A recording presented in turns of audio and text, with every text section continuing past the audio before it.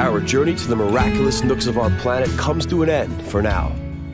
On the next exploration of our compelling and bountiful planet Earth, we'll stand right at the very spot where one of the world's oldest female skeletons was uncovered. Ethiopia is the Rasta man's promised land. We'll encounter them in the Caribbean. Jamaica lies ahead, a land of breathtaking waterfalls and marijuana grown in the north of the island. That's all right here on Miracles of Nature. We hope you'll join us.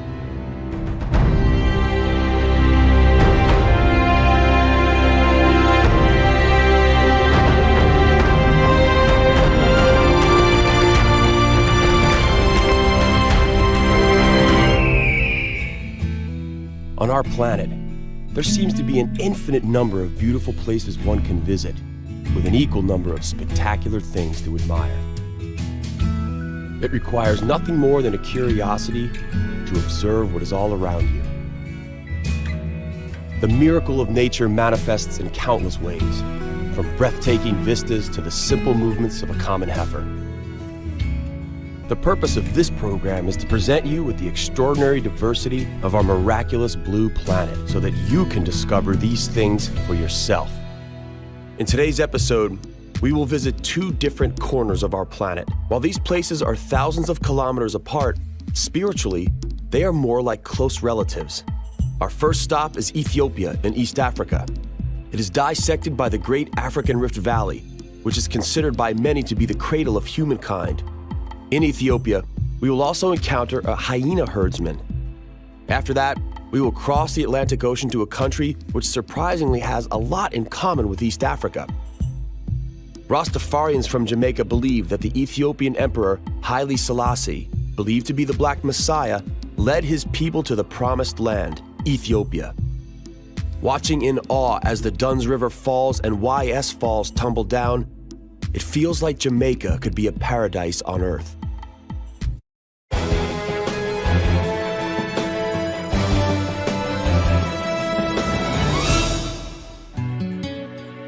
The dawn of human history most likely began somewhere here, by the lakes of the Great East African Rift Valley. 5 million years ago, East Africa began parting from the rest of the continent. At the same time, the dense jungle began disappearing and was replaced by pastures, plains, deserts, forests, rivers, and lakes. The landscape became similar to what we see today. These changes to the landscape forced our predecessors to stand on their rear two legs. An upright position enabled them to see much further in the tall grass of the savanna, and so they could spot potential prey or predators easier. Dissolved alkaline rocks give the brownish color to Langano Lake, which is said to resemble English tea with milk. Due to the particular chemical composition of the water, people may bathe and fish here without fear of getting infected with schistosomiasis, an otherwise debilitating disease.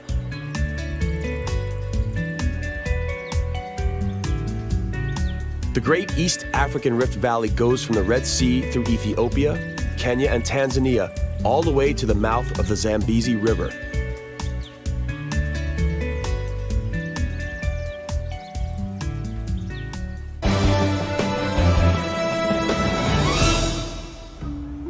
Some 150 years ago, Darwin proclaimed, the first human being was an African. We may encounter one of the oldest predecessors of the human race in Ethiopia. All we have to do is visit the National Museum. In 1974, the American paleontologist Don Johanson discovered one of the most significant hominid remains ever found. It was an almost intact skeleton of the 3 million-year-old species Australopithecus afarensis. The skeleton, named Lucy, belonged to a woman who drowned. Thanks to the volcanic mud in which the bones were trapped, it remained extremely well preserved. The skeleton is known the world over as Lucy after the Beatles hit Lucy in the Sky with Diamonds, which was often heard on the radio at the time. The Ethiopians called it Denkenesh, which may be translated as, "You are amazing." A more recent monument of human civilization can be found on a plain near the village of Tia. These stone stelae were erected sometime between the 10th and 14th century AD. Unfortunately, we still do not know by whom. It may have been a burial site, as some skeletal remains were uncovered nearby, but we haven't deciphered the exact meaning of the carved symbols yet. We may only assume that the wavy lines depict breasts and the reliefs of swords depict warriors. This mysterious place was added to the UNESCO World Heritage Site list in 1980.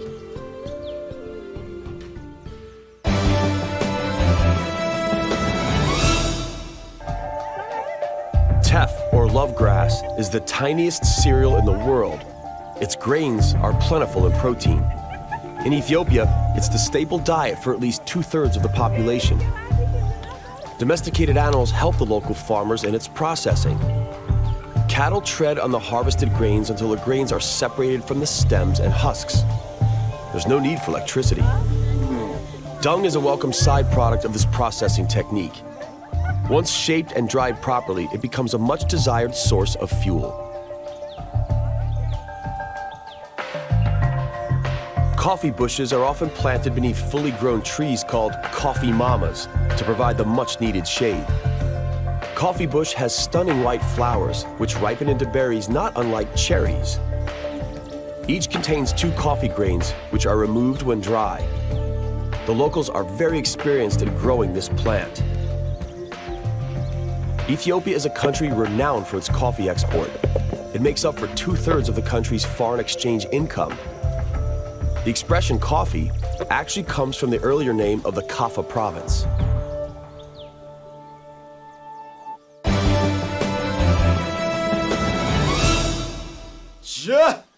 Rastafari, Selassie Addis.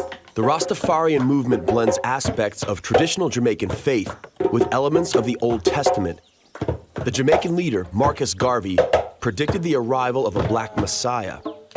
When Rastafari Makonnen became Ethiopia's emperor, he accepted the name Haile Selassie. Thus, for many, this prophecy came true.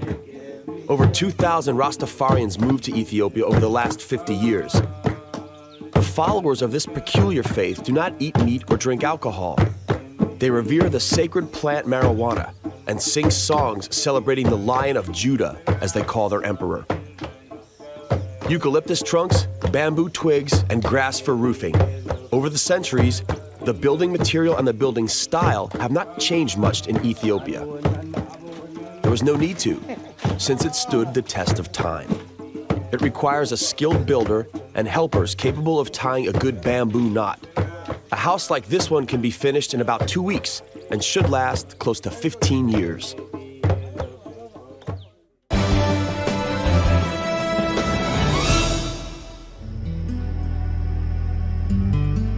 Harare is an historically rich Ethiopian province.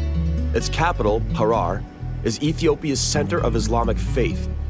It lies on important merchant routes connecting the Arab kingdoms and sub-Saharan Africa. The town lies in the Simien Mountains. Coffee and khat, or mira, are grown in its vicinity. It seems as though everything in the Harare region has to do with this plant. Initially, it requires considerable care, and its growers must wait 3 years to see the first worthwhile harvest. After that, it's harvested monthly. Villagers, growers, and merchants from near and far gather in the town of Awade, where the biggest mira market takes place, sort of like a stock market with precise rules and regulations. The grower brings his harvest to the market, the merchant evaluates it according to quality, and the bargaining ensues.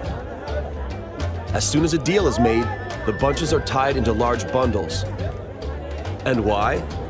The carefully selected shoots of mira, when chewed, release an amphetamine-like stimulant. This is caused by an alkaloid called cathinone, which brings on a pleasant feeling of relaxation, extends periods of activity at the expense of attention span, and reduces the feeling of heat and hunger. It's completely taken over the town of Awade, where coffee was initially cultivated. Perhaps it even saved the town. Business booms and people prosper. Mira will always be chewed. The tradition is so deep-rooted among the locals that it's almost easier to picture a Frenchman without wine or an Irishman without whiskey than a Harari without this chewable drug. Apparently, chewing mira is now no longer exclusive to men.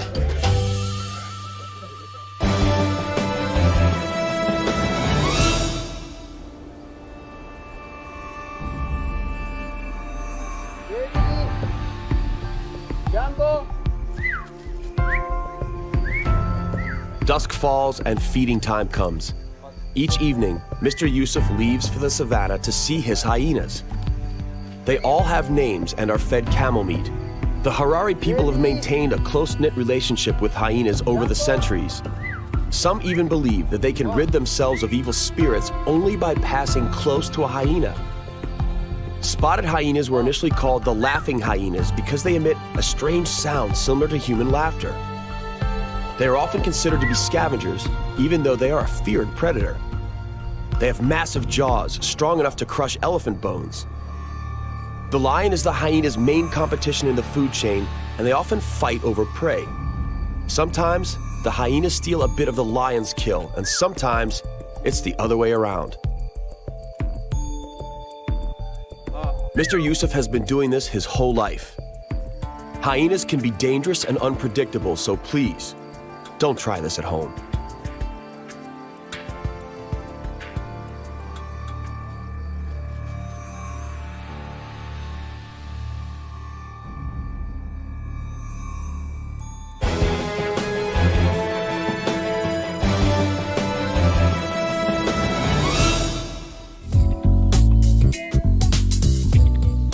Jamaica lies to the south of Cuba, on the third largest island of the Greater Antilles. It's mostly mountainous, and the foothills are covered in an evergreen rainforest. Here lies the inconspicuous mountain town of 9 Miles. It's pretty similar to its neighbors, but a certain detail has brought it fame and fortune. The most famous reggae singer of all time, Bob Marley, was born here in the year 1945. Bob Marley is an idol, and the locals grow his favorite marijuana, the sacred herb of all Rastafarians and reggae lovers, in his honor. Bob Marley was born right here in this very house. Once you pay a fee, you may stroll where he was learning to walk or examine the collection of golden records and other musical artifacts. BBC declared Marley's song, One Love, the song of the millennium. Bob Marley's exceptional talent was discovered by an English producer from Jamaica, Chris Blackwell. From a poor boy, Bob became an international celebrity. He went so far as to live in one of the best addresses in Kingston. In the end, he ended up here. He died at age 36, and his remains are buried in a tomb not far from the house where he once lived. Here, important chapters of the country's history unfolded. Jamaica was discovered in 1492 by Christopher Columbus. It was then conquered by the Spaniards at the beginning of the 16th century, who wiped out the native Arawak people. In 1655, a decisive battle between England and Spain took place on this very beach, and Jamaica became part of the British Empire. The island gained its independence in 1962 and became part of the Commonwealth. The town of Orcabessa is yet another place sought out by tourists. Ian Fleming, the father of the famous agent James Bond, 007, built his villa nearby this beach, which is inaccessible to the public. Die-hard fans can approach the villa James Bond style, in secret. There's a stunning beach just below Fleming's villa with a fitting name, GoldenEye. Famous filmmakers from around the world come here for vacation.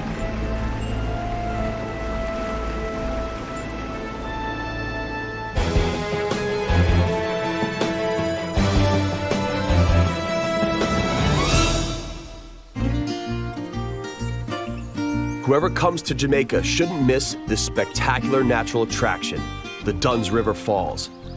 The river forces its way through dense rainforest en route to the ocean and overcomes countless cascades and rocky thresholds.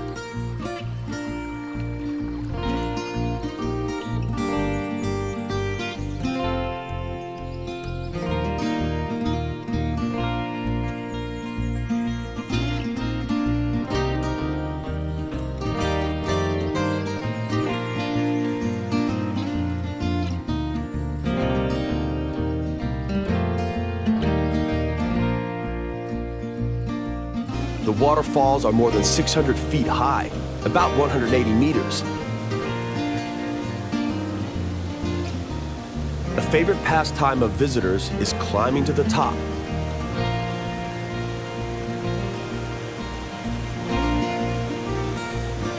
The way up takes about 3 hours, but because it's in the shade and because you're surrounded the whole time by a fine mist, it makes for a refreshing walk. Just watch your step.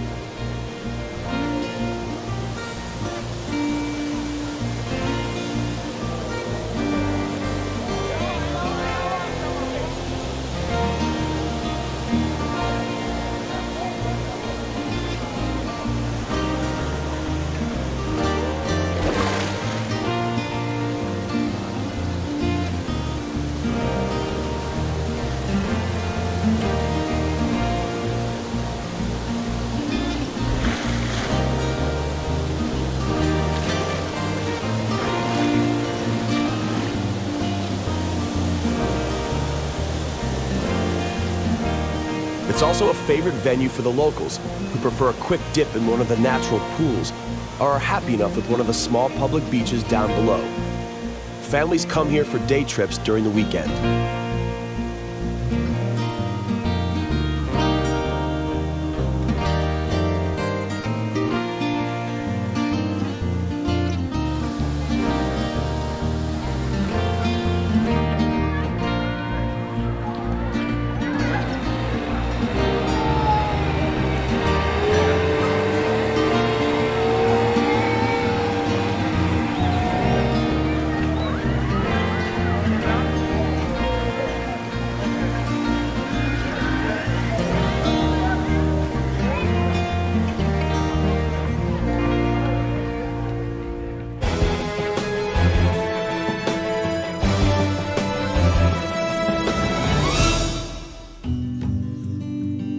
Unlike what the name might suggest, the Blue Mountains are actually completely green. They're 20 kilometers north from the capital of Kingston, and the only blue thing about them is the surrounding sky.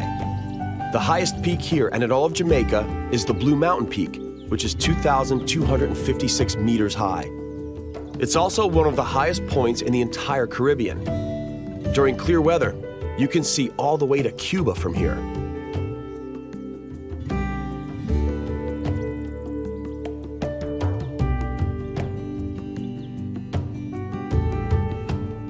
The people living in small villages usually travel to the capital for work, or they farm. There are excellent conditions here. It's cool and misty at altitude, but it never freezes. Vegetation thrives. Over 500 types of plants grow here. Many were brought along by the colonists. The Spaniards brought the royal palm from Cuba. Rhododendrons came all the way from the Himalayas. Eucalyptus comes from Australia. Bamboo, lilies of the valley, and ginger originate in the Far East, but what thrives best of all is coffee, brought from Ethiopia. Coffee cultivation has become a very profitable business. Jamaican coffee is one of the best and most expensive in the world. The renowned Jablum coffee is grown in the Blue Mountains. Jablum is an acronym made up from the words Jamaica Blue Mountains.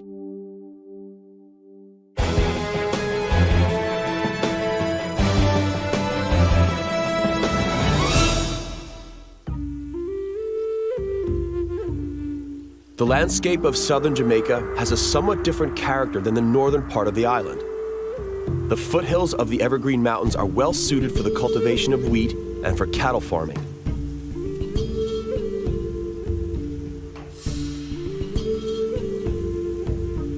On one of the farms, racehorses are bred.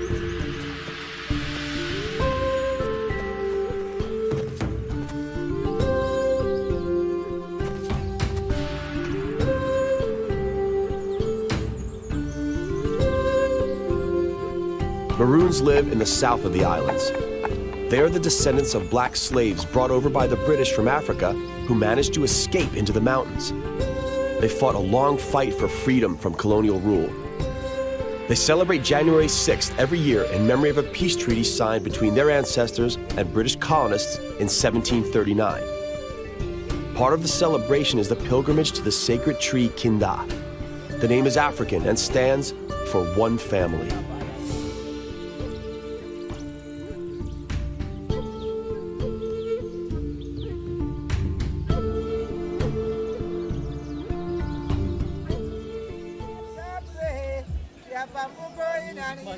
Timber was once floated into town on the river Martha Brae. Rafts were built then the same way they are built now, using bamboo. Today, they are only used for tourist sightseeing groups. The raft men revere the Martha Brae River. She was the Indian empress of the Arawak people and knew where the entrance to a secret cave full of gold was. One day, she lured greedy Spanish prospectors into the cave and then had it flooded. Now, the drowned men must guard the cave's secret for eons. According to one of the local captains, the river is navigated by some 80 rafts. Apparently, they are of exceptional quality, and the journey is usually smooth and safe. No piranhas or crocodiles live in the river. It isn't hard to build a raft. First, bamboo is cut down in the forest using a machete, and the bamboo rods are then tied together using wires and ropes. Within 5 days, the floating device is complete. Black River, the capital of the southwestern region, was named after a river that flows into the sea not far from here. It's one of Jamaica's longest rivers. The Spaniards once named it Rio Caubana, which means Mahogany River. In English, it was simply called Black because of the vegetation decomposing on the riverbed. Today, life flows relatively peacefully, but in the 19th century, this was one of Jamaica's busiest ports.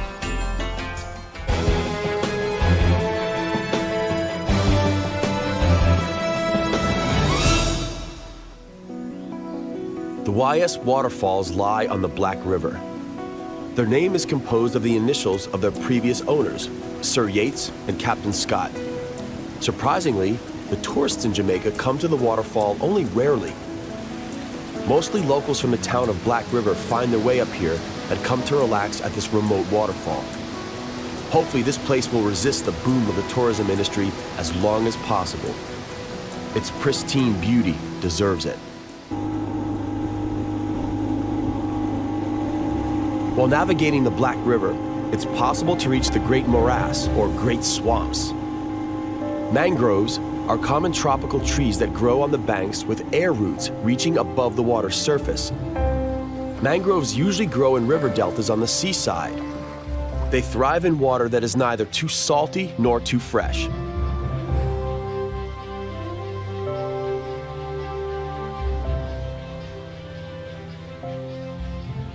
Dry mangroves are dealt with by armies of termites.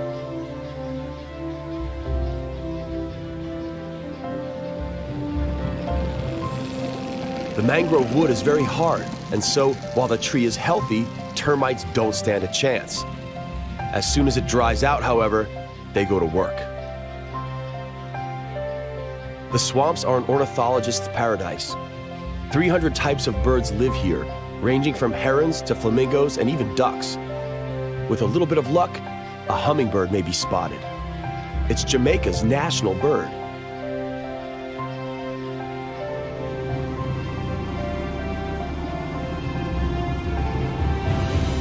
Some 75 crocodiles live on this 44-mile-long segment. Apparently, they're not really aggressive. On the contrary, they're rather shy. It may be wise, though, to remember that a crocodile is capable of crushing a cow with its jaws.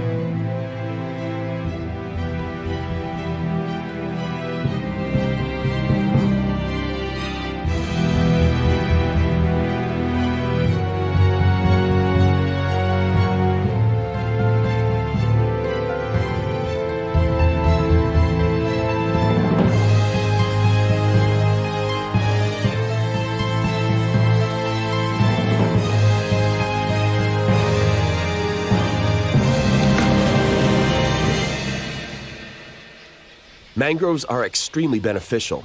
For example, they are efficient at absorbing carbon dioxide. 1 hectare of mangroves turns 35 tons of waste into oxygen in a single year, an equivalent of what 20 vehicles emit in that same time period.